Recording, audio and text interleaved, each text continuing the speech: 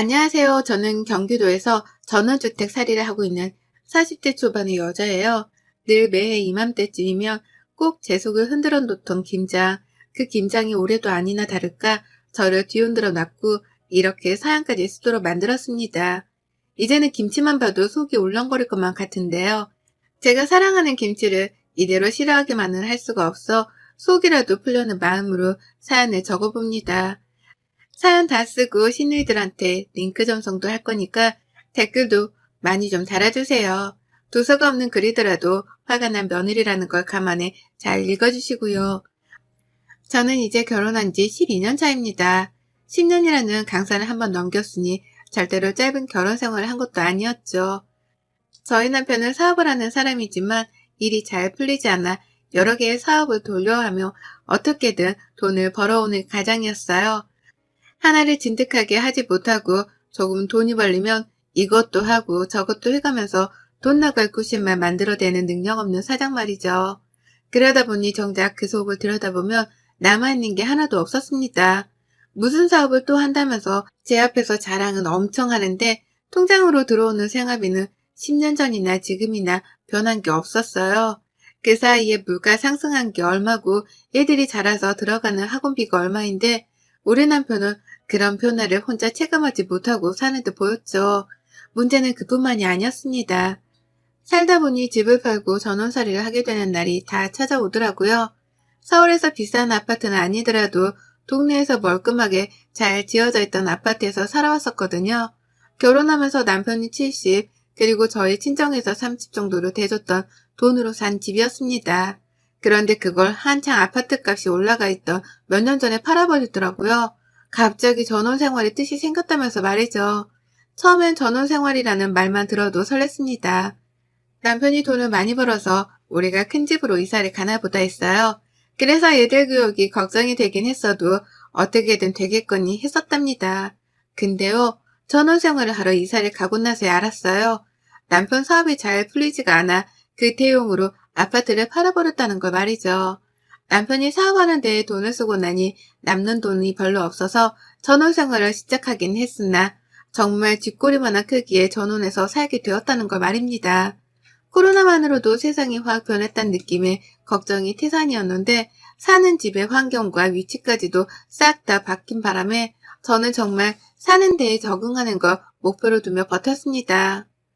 애들도 키워야 하고 팔아버린 아파트를 아까워하면서 어떻게 우리가 다시 일어설 수 있을지 혼자 골머리를 앓아가며 남편을 지켜봤어요. 하지만 이런 제 속도 모르고 남편은 그저 또 입만 살아 사업을 벌려왔습니다. 유일하게 인정하는 건 남편의 긍정적인 입방정뿐이었네요. 어떻게든 버티다 보면 괜찮아질 거라는 말을 해가면서 저를 위로하는 그 뛰어난 말주변이었거든요. 하지만 이런 저의 어깨에 더 무거운 짐을 떠안기더라고요. 시어머니 말입니다. 가족 설명을 하려고 하니 갑자기 숨이 턱 막히는 심정인데요. 사연을 위해서 시댁 소개를 안 할래 안 할 수가 없으니 숨 한 번 꼭 참고 해보겠습니다. 저는 신우가 넷이에요. 하나도 아니고 둘도 아니고 그렇다고 셋도 아닌 넷 말이죠. 신우가 넷이나 되면 결혼 한번 고려할 법도 한데 왜 그런 집으로 시집을 갔냐고 물으신다면 이번에도 제 남편의 말주변이 크게 영향을 미쳤습니다. 무조건 누나들이랑은 부딪히지도 않게 해줄 거고 고생이란 건 절대 시키지 않을 거라고 호언장담을 하던 남편의 그 긍정적이고도 뛰어났던 말주변은 연애 때부터 시작되었었죠. 그러니 저는 남편이 나 하나만큼은 끔찍하게 생각해 주겠구나 싶어서 철석같이 믿고 결혼을 했고요. 그런데 결혼하고 나서 보니 남편의 사업부터 시작해서 시누이들의 시집살이까지 뭐 하나 결혼 전 약속대로 지켜지는 것이 한 개도 없었습니다. 정말 단 하나도 없었어요. 남편은 잘 되지도 않는 사업을 벌렸다가 무마하고 유지하며 집 밖을 겉돌았고 그러는 사이 시누이들은 미치도록 저를 찾아댔어요. 집안 행사가 있을 때에도 그렇고 걸핏하면 찾아댔습니다. 신우들은 저희 부부가 굉장히 잘 사는 줄 알거든요. 저희 남편이 그 많은 남매들 중에서 무려 막내이기까지 한데요. 막내가 사업을 한다고 하는데 이것저것 하는 게 많다고 하니 우리 시누이들은 뭐 대단한 사업가라도 되는 줄 알았나 보더라고요. 원래 사업에 대해서 잘 모르는 사람들은 사업을 한다고 하면 회사 운영을 하는 것 같은 큰 걸 상상하곤 하잖아요. 잘 모르는 사람일수록 말입니다. 그런데 저희 신우들, 그리고 시부모님이 딱 그랬어요. 아는 게 하나도 없는데 막내 동생이 사업을 한다고 하니 애가 진짜로 집안을 일으키기라도 할 상인가 보다 하며 진드기처럼 달라붙으려고 했답니다. 본인들 형편이 좋지를 못하니 남매들 중에서 사업을 한다는 저희 남편한테 들려붙으려고 한 거였죠. 사사건건 불러댔어요. 시부모님 생신 때는 두말할 것도 없이 당연하게 장남이나 막내, 그리고 집안의 기둥인 저희 남편이 참석을 해야 했고, 그 밖에 시부모님께 돈이 들어갈 일이 생기다면 또 당연하게 불려 나갔습니다. 병원 가시는 것도 가까이 사는 신우가 한 번쯤 데려가다 병원비를 내줄 법도 하고, 또 시부모님이 고기 먹고 싶다고 하면 나가서 직접 지불하고 자기 부모한테 사줄 법도 할 텐데요. 우리 신우들은 하나도 아니고 둘도 아니고 넷이나 되는 우리 시누이들은 모두 다 하나같이 당연하다는 듯 저를 찾았어요. 남편은 밖에서 사업을 하느라 바쁘고 정신이 없을 테니 집에서 가정주부로 살고 있던 저를 만만하다며 불러댄 겁니다. 늘 대신 계산을 하게 했고 당연하다는 듯이 저의 지갑을 훑어보는데 그렇게나 소름이 끼칠 수가 없었습니다. 어째 하나도 아닌 넷이나 되는 시누이들이 또 하나같이 거머리 같을까 싶어서 우습지도 않았던 거죠. 이런 집안으로 시집을 오기 쉽지 않을 텐데 귀엽고 시집을 와서 고생하며 사는 제가 애처롭기도 했고요. 하지만 무엇보다 저를 힘들게 하는 건 바로 김장철이었어요. 다른 생일날이나 제삿날 같은 건 밖에서 외식을 하거나 시어머니가 같이 요리 하나쯤은 거들어 주시니까 그런대로 괜찮았습니다. 근데요, 김장철만큼은 정말 떠올리기만 해도 숨이 답답할 정도로 저에게는 트라우마 비슷한 거였어요. 왜냐면 제가 정말 많은 김장들을 저 혼자서 담궈내야 했거든요. 그 시작은 4년 전쯤이었고요. 원래는 제가 친정에서 김치를 받아 먹었습니다. 시댁에서 시어머니랑 시누이들이 자꾸만 같이 하자고 저를 불러대는데도 저는 끝까지 친정에서 받아 먹겠다고 하면서 거절을 했어요. 시누이들도 자기 친정에서 김치를 받아 먹는데 나는 내 친정에서 김치를 받아다 먹지를 못하는 건가 싶었으니까요. 시댁 김장은 조금 짠 반면에 저희 친정은 제 입맛에 딱 맞게 김치를 만들어줘서 제가 더 선호를 하기도 했고요. 그렇게 결혼하고 4년 가까이는 저희 친정에서 받아 먹으며 김장철에 굳이 김장을 하러 시댁을 찾지 않아도 되었어요. 그러면서 한 번씩 번갈아가며 시누이들한테 김장 좀 같이 안 한다는 이유만으로 욕을 먹기도 했지만 한 끼를 흘려드리려 노력했고요. 그러다 4년 전에 친정엄마가 돌아가셨습니다. 그로부터 제 시댁살이는 송두리째 바뀌어버렸죠. 친정엄마가 돌아가셨다는 이유만으로 시댁에서는 저를 더 적극적으로 시댁에 불러냈어요. 김장철에는 더더욱이요. 김장철이 아닐 때에는 외롭고 힘들 테니 와서 같이 밥 먹자며 불러내서 요리시키고 설거지시키며 고생은 다 시키더니만 김장철일 땐 작정을 했다는 듯 김장을 시키려고 불러내더라고요. 첫 1년째에는 시누이들도 다 같이 모여서 김장을 했습니다. 모임 장소가 시댁이었는데요. 시어머니가 전날부터 아예 자고 가라면서 주말부터 저희 가족들을 다 불러내서는 시어머니 따라서 같이 장도 보고 수육 준비도 하며 잔치 준비를 하듯이 일을 했어요. 그러면 시누이들은 모든 김장할 준비가 다 끝나고 난 후에야 시댁으로 하나둘 자기 가족들을 데리고 참석을 했죠. 집안에 사람들이 빼곡하다 못해 꽉꽉 차서는 발 디딜 틈도 없었습니다. 김장을 하자고 모인 게 맞나 싶을 정도로 시누이들은 김장을 하기는커녕 관심도 가지질 않았어요. 자기 애들을 챙기질 않나, 갑자기 속이 울렁댄다면서 방 안으로 들어가 눕지를 않나 하다 손목이 아프다는 이유만으로 손 하나 까딱하지 않고 지켜만 보다가 김장이 다 끝난 후에야 수육을 먹겠다며 그 무거운 돼지고기를 손으로 직접 치켜 들어 올리는 신호도 있었습니다. 이것들이 나를 가지고 장난을 하는 건가 싶었죠.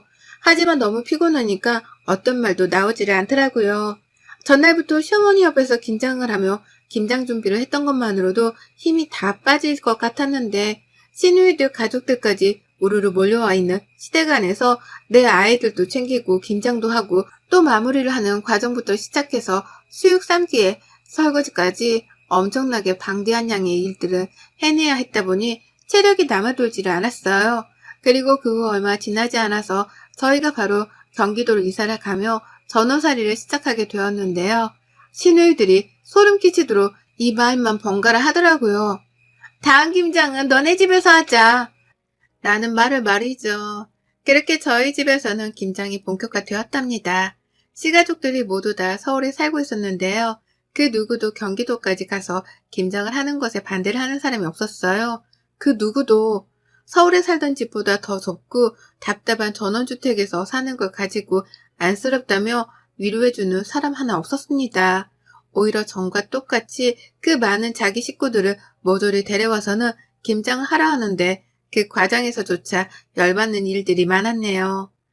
또 게으름을 피우면서 겁만 도는 시누이, 자기 아이를 챙겨야만 하는 핑계를 대면서 김장을 하다마는 시누이, 수다만 떤다고 김장을 하기는 개뿔, 폰만 잡고 있는 시누 등등 이것들은 저마다 가지고 있는 단점들을 서로 번갈아 해가면서 김장을 대충 해댔습니다. 그러니 저는 빨리 내 집안에서 내보내야 한다는 생각에 더 필사적으로 김장을 했고 그렇게 개고생을 하고 나서 보면 꼭 제가 다 김장을 해놨더라고요. 그러면 시누들은 당당하게 제가 해놓은 김장들을 챙겨가면서 다들 수고했다는 인사를 지들이 했습니다. 마치 자기들도 대단히 손을 거들어준 것 마냥 말이죠. 이것만으로도 저는 충분히 힘들었어요.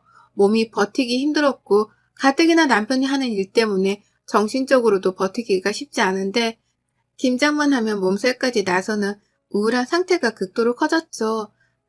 그리고 바로 올해 제발 이번만큼은 어떻게 해서라도 저희 집에서 김장을 하지 않게 하려고 했습니다. 무슨 일이 있더라도 내 집에 시누이들이 우르르 몰려들어오는 그 꼴만큼은 안 보겠다며 남편한테도 몇 달 전부터 언지를 줬어요. 마누라 고생을 시키면 기분이 좋냐고 화를 내면서 말이죠. 남편도 분명 계속해서 화를 내고 힘들어하는 저를 보며 올해만큼은 김장을 시댁에서 다시 하자 하겠다며 제 편을 들어줬습니다. 그리고 저도 그런 줄 알고 이번 김장철은 아무것도 안 하려 했죠. 다만 김장을 사먹는 게 아까워서 저 혼자 우리 가족 거를 만들려고 동네 슈퍼에서 배추 10포기 정도는 사놨고요. 그런데 저번 주말을 바로 하루 앞뒀던 금요일날 남편이 예고도 없이 그러더라고요. 누나들이 집에 온다는데? 배추랑 다 샀다는데? 라고요. 이 쪼다 같은 놈이 글쎄 누나들한테 집에 오지 말란 말도 못한 채 온다는 걸 오케이 했다는 겁니다. 김장을 자기 집도 아닌 제 집에서 하겠다며 지들끼리 배추도 사서는 준비를 마쳤다고까지 했네요. 저는 김장을 할 생각이 없다고 대답을 했으나 남편은 중간에서 어쩔 줄을 몰라 했고 신우들은 한사코 고집을 부렸어요. 김장철이 다 되도록 연락도 없고 이렇다 할 답이 없길래 우리끼리 배추를 다 샀다고요. 그러니 이제 와서 취소할 생각은 말고 후딱 김장 만들고서 해산이나 하자고 말이에요.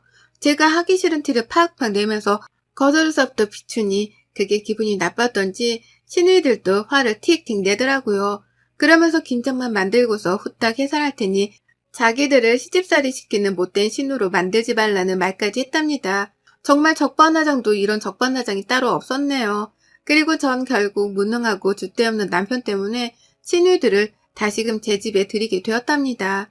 맘 같아서는 당장이라도 집안을 뒤집어 놔서라도 거절을 하고 싶었지만 이미 배추를 100포기나 사놨다는 시누이들의 말, 이미 김장 준비 다 해놓고 한 달 전부터 우리 집에 올 계획을 세워놓고선 약속을 비웠다는 시누들의 말에 부담감을 100kg 정도는 떠안은 채로 시누들을 집에 들이게 되었어요.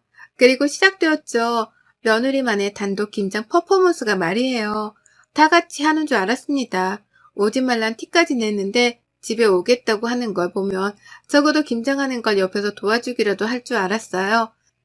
그런데 도와주거나 도와주라는 척을 하기는 개뿔. 이것들이 작정이라도 한 듯이 김장을 안 하더라고요. 김장을 하려면 배추를 소금에 담궈놔야 하잖아요. 배추를 절이지도 않으면 그게 무슨 김치겠어요. 그런데 신우들은 새 배추를 가져와서는 저한테 소금에 절여놓으란 심부름부터 시켰어요. 신우들이 한 건 배추를 씻어주기만 한 것뿐이었고요. 그렇게 저는 얼떨결에 또 김장을 빨리 해줘야겠다는 생각 하나만으로 배추에 소금을 절이기 시작했고 그게 절여지길 기다리는 시간 동안 시누이들이 내 집안을 해주고 다니는 걸 구경해야만 했습니다. 소금 뿌리고 절여지는데 거의 6시간 정도 넘게 걸렸는데 그 과정에서 시누이들은 그냥 제가 주도하는 김장을 옆에서 깨작거리며 도와주기만 했죠. 누구 하나 그 무거운 배추들을 직접 나르거나 물기를 짜낼 생각은 안 하더라고요. 다 제가 하는 걸 구경만 하다가 한 번씩 이러다 하루 종일 김장하겠다 라는 말을 거들며 잔소리만 던질 뿐이었답니다. 거기서 저는 이미 몇 번이고 화가 나 분노가 차오르는 상태였죠. 그리고 저는 그날 밤 12시를 넘겨서야 김장을 모두 다 끝냈어요.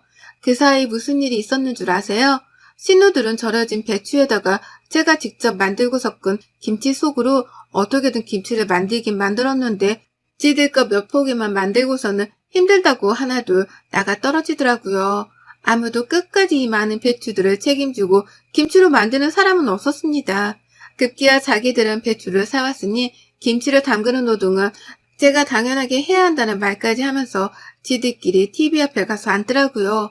사오라는 말을 한 적도 없는데 지들이 멋대로 사와놓고서는 저한테 김치를 담그라 하다니 화가 나서 거칠어지는 숨소리에 괜히 걱정이 되었던지 남편은 뒤늦게야 나서서 저를 도와주긴 했어요. 하지만 김장을 담그다 보니 눈물이 차오르는 걸 어쩔 수가 없었습니다.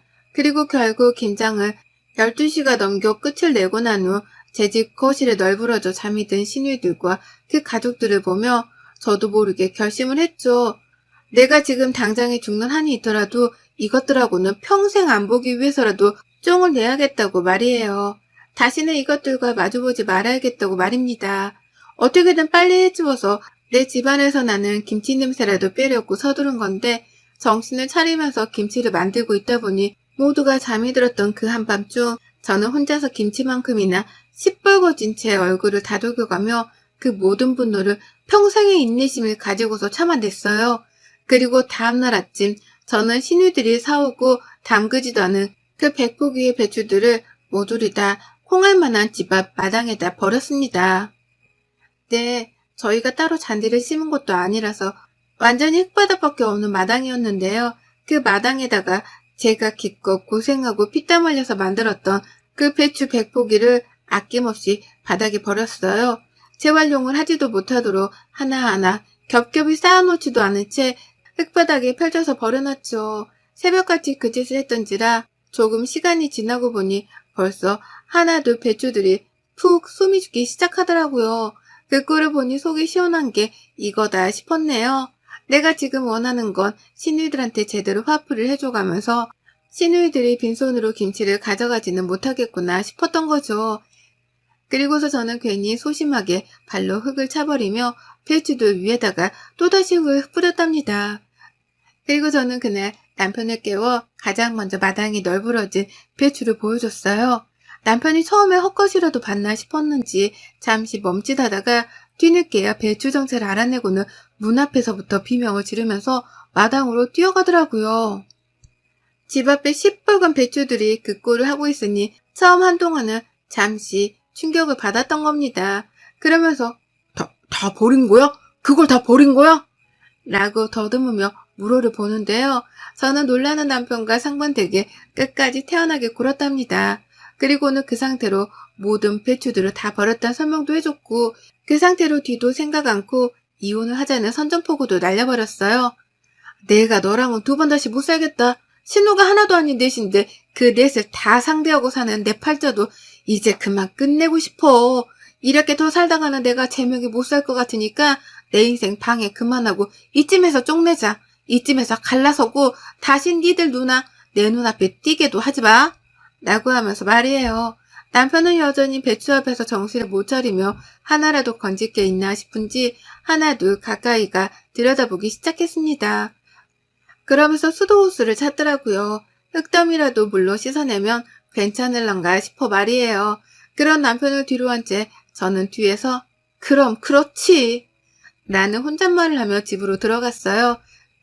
그리고는 곧장 제 방 안으로 향해 짐을 쌌습니다. 남편 차키를 제가 쥐고는 차 안으로 짐을 마구마구 쑤셔 넣었어요. 하다못해 집에 있던 쌀가마니까지 챙겨 넣었으니 완전히 집을 거덜내려 했다고 보면 되겠네요. 워낙 벌이가 시원찮던 남편이어서 돈 될 만한 물건을 놔두고 사는 편은 아니었습니다.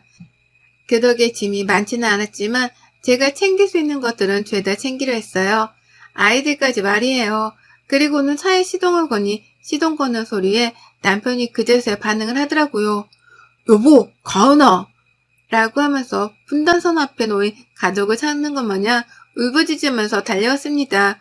하지만 저는 이혼을 선전포고 하던 그 순간까지도 배추 걱정이나 하며 배추와 안마 서성이고 있던 남편이 괘씸해서 그 길로 시동을 걸고는 집을 도망쳐 나왔답니다. 곧장 친정으로 향했고 짐을 푸는 저를 보며 친정 부모님도 충격을 받긴 마찬가지셨어요. 다만 쌀가마니까지 챙겨온 딸의 모습이 안타까우셨는지 저희 아이들을 안아주며 아무 말 없이 집안에 들여보내주시더라고요. 저는 그 길로 이혼 서류를 떼서 남편한테 퀵을 보냈습니다. 평생 가정주부라 급하다 할 게 없으니 퀵 배달이라는 걸 써본 적도 없는 저인데 이혼 서류를 배달시킨다며 이런 배달업체를 다 이용해 봤네요. 남편은 차가 없어 이동이 어려운지 바로 찾아오지도 못했어요. 시누이들은 전화통에 불이 나도록 전화를 걸어왔으나 제가 다 씹었고 결국 남편은 이혼 서류를 받고 나서야 저희 친정으로 찾아왔어요. 하지만 저희 부모님은 집에 들여보내주기는커녕 안 가면 경찰을 부르겠다고 으름장을 놓으셨고 남편은 결국 제 얼굴을 보지 못한 채 돌아가야 했답니다. 오늘아 택시비도 들었을 텐데 아무 소득 없이 들고 있던 이혼 서류를 그대로 들고 집에 돌아갔답니다. 저는 이혼을 해줄 때까지 남편을 보지 않겠다고 재차 선전포고를 했고 재산 분할을 위해 소송도 걸겠다고 했네요. 아파트를 팔며 남겼을 내 친정의 지분 정도는 도로 챙겨와야겠다 싶어서 말이죠.